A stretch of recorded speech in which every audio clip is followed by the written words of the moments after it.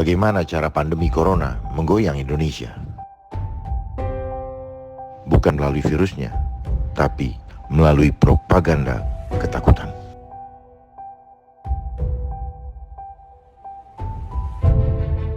Propaganda yang dilakukan adalah propaganda ketakutan. Itu berlangsung di seluruh dunia. Apa proteksi dan solusi terkuat menghadapi virus corona? Bukan antibiotik yang mampu mengatasi virus, tapi imun tubuh.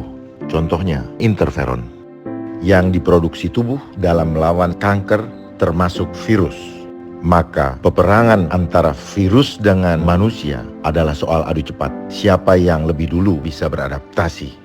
Virus dengan mutasi genetiknya atau manusia dengan kekebalan imun tubuhnya? Mengapa? Tanpa propaganda ketakutan, virus corona seharusnya tidak berbahaya bagi Indonesia. Pertama, virus corona bukan virus flu burung, juga bukan SARS dan MERS. Tingkat kematiannya jauh lebih kecil. Kecuali tubuh penderita terlanjur sudah lemah, sehingga berpotensi mengalami kegagalan sistem imun seperti cytokine storm.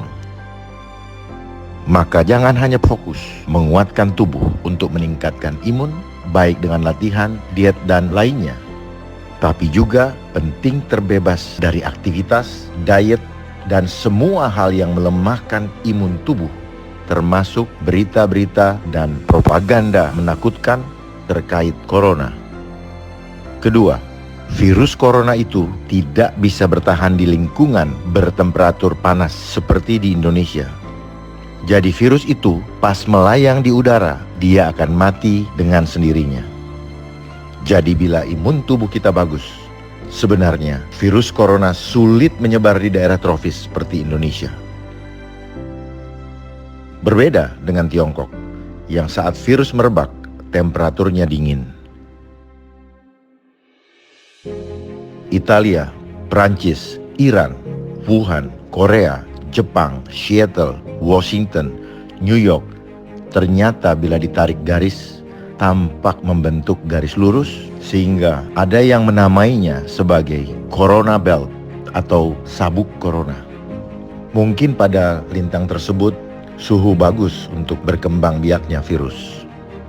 Diketahui menurut data dari BMKG, suhu rata-rata di Indonesia malah 35 sampai dengan 37 derajat Celcius. Iklim di Indonesia itu 26 sampai 30 derajat. Virus itu hanya akan ada di udara selama maksimal 3 menit pada suhu 20 sampai 25 derajat. Sehingga jika di suhu kita di 26 sampai 30 derajat, pas pada saat siang-siang, virus itu tidak akan mampu bertahan lebih dari 1 menit. Ini tidak bisa dibandingkan dengan Italia. Italia suhunya 6 derajat, sementara virus ini bisa bertahan selama 3 jam di lingkungan pada suhu 10 sampai 15 derajat. Sementara di New York kemarin 10 sampai 12 derajat, di Italia 6 derajat. Itu sebabnya korban di dua negara itu lebih banyak, karena begitu mereka keluar mereka akan terekspos. Sementara di tempat kita masih dilindungi oleh sinar matahari dan oleh suhu. Jadi harusnya Indonesia aman. Jadi sekali lagi, tanpa propaganda ketakutan, virus corona seharusnya tidak berbahaya bagi bangsa Indonesia. Ketakutan akibat terlalu banyak mendengar berita negatif dari medsos dan lain-lain, termasuk lingkungan di sekitar kita, membuat penularan virus corona menjadi semakin dahsyat. Mengapa demikian? 1. Ketakutan adalah hal yang menular, dan ketakutan mampu ditularkan dengan sangat cepat. 2. Ketakutan menghasilkan hormon stres yang melemahkan imun tubuh. Corona yang awalnya tak menimbulkan penyakit bagi yang imun tubuhnya masih kuat, sekarang leluasa merajalela karena imun tubuh masyarakat sudah dilemahkan oleh ketakutan. Saat imun tubuh turun, virus corona yang tadinya tidak mampu membuat kita sakit, sekarang jadi mampu. Karena kita sendiri yang meruntuhkan benteng pertahanan tubuh kita dengan stres. Virus corona sendiri tidak bertambah kuat. Kita sakit karena kita melemahkan diri kita sendiri.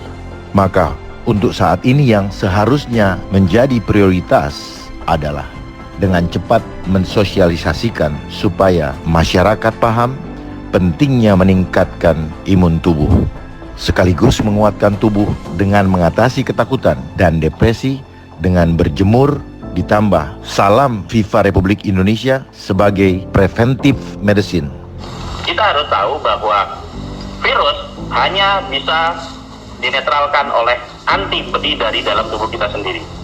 Dan antibodi itu akan diproduksi oleh tubuh kita pada saat infeksi pertama itu selama 7 hari sesudah paparan awal. Jadi kalau kena sekarang, maka kita akan dapat antibodi 7 hari sudah itu. Di hari ke-14, antibodi kita akan sangat banyak sehingga akan menetralkan virusnya.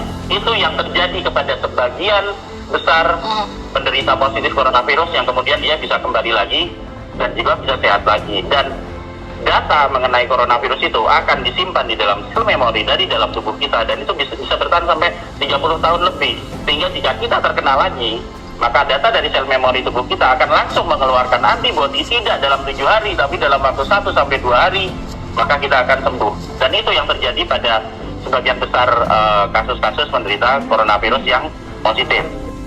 Sehingga jika kita dideteksi apakah kita mengalami didiagnosa sebagai positif, kita harus bertanya dulu, positif virus lewat PCR atau positif antibodi? Karena jika positif antibodi lewat rapid test, ya alhamdulillah, berarti apa? Titer antibodi kita tinggi sehingga bisa melawan virusnya. Dan jika itu ternyata positifnya juga ada juga yang positif virus lewat PCR, itu pun juga tidak ada yang perlu ditakutkan karena sifatnya dinamis. Kita bisa positif sekarang, dalam waktu 2 minggu 16 hari, maka kita akan bisa berubah negatif. Persis sama seperti pasien nomor 1, 2, 3 datang positif, keluar negatif. Dan persis sama seperti ribuan orang lainnya yang ada di Indonesia yang jika terdeteksi positif saat ini, maka akan bisa sembuh kembali dengan jika bisa mengeluarkan antibodi yang cukup tinggi sehingga bisa menghilangkan virus yang ada di dalam tubuh kita. Kita akan bisa mengatasi ini. Status positif tidak perlu ditakuti. Jadi kalau sekarang kita dites lalu hasilnya corona positif, harusnya senang bukan takut. Karena dalam hitungan minggu kita akan kebal corona, bahkan 30 tahun ke depan. Jadi kenapa harus takut corona? Jadi yang penting diketahui, kena COVID jangan kita terlalu takut. Karena 80-90% orang kena COVID, dia akan sembuh dan nantinya membentuk kekebalan tubuh ya. Sehingga nggak terkena lagi, kasus yang terkena lagi itu sangat sedikit. Tapi yang kita takutin itu orang kena COVID menjadi buruk keadaannya, yang diduga karena terjadi reaksi kimia yang disebut cytokine storm. Dari penelitian-penelitian yang udah ada, ya, dari kasus-kasus yang sudah terjadi di Cina dan di negara-negara lain, cytokine storm itu sebabnya apa? Satu, karena penderita itu enggak makan yang sehat ya. Jadi diduga kalau seseorang memakan plant-based diet, kemungkinan cytokine storm itu menjadi jauh lebih kecil. Bahkan menurut peneliti di Cina belum ada pasien yang meninggal atau belum ada pasien COVID yang dirawat yang plant-based diet. Cytokine storm ini bisa dipicu juga dengan pengobatan yang salah. Yang beberapa obat tertentu kalau dimakan malahan bisa menimbulkan cytokine storm. Maka itu jangan kita so jago self-medicated ya. Kalau bukan dokter atau yang mengerti benar-benar, jangan coba-coba main beli obat online dan itu coba obatin sendiri. Ketiga, kita pelajari kasus-kasus kematian ya, terutama yang ada di Indonesia bisa meninggal. Kenapa? Saya pelajarin mereka panik ya. Panik, sama kecewa, sama sakit hati dan segala macam lah, pokoknya dalam kondisi yang kurang baik gitu. Akhirnya meninggal paginya. Jadi kalau salah satu pencegahan cytokine storm itu, kita nggak boleh panik, nggak boleh marah, nggak boleh kecewa, nggak boleh sedih. Jadi juga kadang-kadang mereka yang dirawat di rumah sakit rujukan, mereka sangat menderita, sangat depresi, mau pulang nggak bisa, diisolasi segala macam. Akhirnya hari ketiga, keempat, kelima memburuk keadaannya karena saya duga karena cytokine storm, karena marah-marah, kurang tidur ya. Nah itu bisa menimbulkan hal tersebut. Nah juga makanan yang diberikan di situ juga bukan plant-based diet, mungkin kekurangan minum air juga ya karena lagi keadaannya panik, sedih segala macam. Yang keempat, jangan lupa kita tidur cukup, nggak boleh kita sampai larut malam ikutin berita-berita ini sampai kurang tidur. Santai aja, kita orang yang beriman harus percaya bahwa semuanya Tuhan yang memberikan, Tuhan yang mengambil. Dan jangan depresi, jangan panik, ada yang sampai kena emah, kita udah melakukan yang terbaik. Kalau tadi saya katakan kalau kena jangan takut karena 80-90% sembuh. Yang kita takutkan adalah cytokine storm itu. Apa proteksi dan solusi terkuat supaya kita semua aman dari corona dan cytokine storms? Ada 3 langkah untuk membantu memperkuat tubuh dan imun kita serta menetralisir akibat buruk dari propaganda ketakutan corona. Inilah sesungguhnya jaring pengaman program social distancing supaya pandemi ini cepat berlalu. Langkah pertama, stop berita tentang corona yang melemahkan imun tubuh. Suasana hati dan pikiran kita akan membantu melindungi sistem imun tubuh kita. Hindari ketakutan akibat berita corona karena melemahkan sistem imun kita dan malah membuatnya lemah terhadap virus. Lihat berita corona, jadi ketakutan, jadi depresi, imun tubuh turun, mudah sakit, mudah kena corona. Jadi stop lihat berita corona. Jadi jauhkan diri kita dari berita tentang virus corona. Jangan terus mencari informasi tambahan di internet. Itu akan melemahkan kondisi imun tubuh kita. Hindari mengirim pesan yang melemahkan kepada orang lain karena malah berpotensi membuat mereka jadi depresi. Jadi tidak perlu berebut stok makanan, bahkan masker. Untuk yang imun tubuhnya kurang baik, penting untuk jangan cemas dan khawatir. Yang penting, rajin latihan, perkuat imun tubuh dengan pola hidup, makan, minum, istirahat yang cukup, dan latihan jasmani yang tepat, yaitu yang nyaman buat meridian dan sel tubuh. Jadi tak perlu cemas. 1. Bila kehabisan masker, hand sanitizer atau sabun cuci tangan. 2. Bila ada keluarga yang batuk, bersin, atau pilek. Ketiga, saat ke rumah sakit ternyata kapasitas rumah sakit tak cukup. Ingat, kita masih punya proteksi terkuat, yaitu imun tubuh kita. Masker, hand sanitizer, sabun, physical distancing, dan lain-lain membantu jaga kita dari luar. Namun imun menjaga di dalam. Pertama, ajarkan kepada keluarga mengatasi dini di rumah dulu sebelum ke rumah sakit. Caranya, lindungi saluran nafas kita. Seringlah minum air putih hangat 10 menit sekali. 3 teguk sekali minum. Tujuannya untuk membilas virus bila ada ke dalam lambung. Virus musnah saat di lambung. Paru-paru jadi aman, dan bila terasa lebih nyaman, teruskan minum air putih hangat sampai keluhan hilang. Langkah kedua, hindarkan hal yang melemahkan tubuh, terutama imun kita. Pertama, jangan tidur di atas jam 10 malam. Kedua, jangan lama-lama main HP atau internet, apalagi game. 3. Pilih makanan minuman yang nyaman meridian. Contoh, minum yang hangat, jangan minum yang dingin. Hindari makan daging selama pandemi berlangsung. Makan plant-based diet. Langkah ketiga, lakukan proteksi dan solusi terkuat supaya kita semua aman dari corona dan cytokine storm. Rajinlah berjemur jam 10 pagi, ditambah salam FIFA Republik Indonesia untuk memproduksi interferon dan serotonin yang optimal. Penting, teknik salam FIFA Republik Indonesia harus tepat. Ada 3 unsur penting yang tidak boleh dikurangi dari prosedur jemur dengan salam FIFA Republik Indonesia ini. Pertama, salam FIFA Republik Indonesia. Kedua, nafas bayi. Dan ketiga, tersenyum. Apabila hanya berjemur saja tanpa salam FIFA Republik Indonesia, nafas bayi, dan tersenyum, maka manfaatnya sangatlah kecil. Bagaimana kita tahu apakah hasil jemurnya sudah optimal? Jangan lupa ukur. Bila teknik sudah tepat, hasil tes akan menunjukkan menguatnya tubuh, terutama di area pusat imun tubuh, yaitu timus. Yang hasil tes tubuhnya masih lemah, perbaiki kembali teknik salam FIFA Republik Indonesia-nya. Berlatihlah tiap hari selama pandemi masih berlangsung.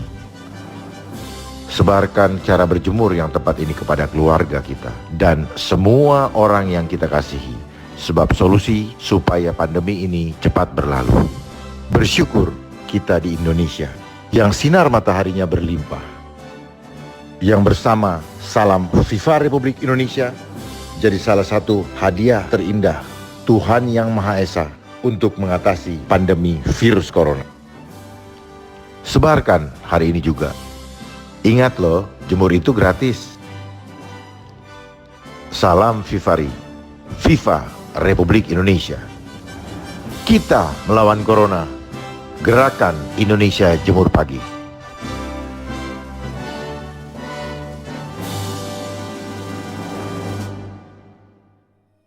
Sambil berjemur, lakukan gerakan ini. Perhatikan titik bantalan di bawah ibu jari. Untuk ditempelkan di area tengah yang cekung di atas ulu hati. Letakkan telapak tangan kiri di atas punggung telapak tangan kanan. Ingat, selalu tersenyum dan gunakan nafas bayi. Fifari, FIFA Republik Indonesia. When a cell is infected by a virus, the virus enters the cell and produces structures that are not found in uninfected cells. The presence of this viral material signals the cell to produce interferon. The interferon moves out of the cell and attaches to receptors on nearby cells of the same type. The cell that produces the interferon is unable to save itself. The virus replicates in this cell and then moves out to infect nearby cells. The nearby cell that already has interferon bound to its surface responds in several ways, including production of enzymes that degrade messenger RNA and prevent protein synthesis. Thus, a virus can attach and enter the cell, but completion of the viral replication cycle is prevented.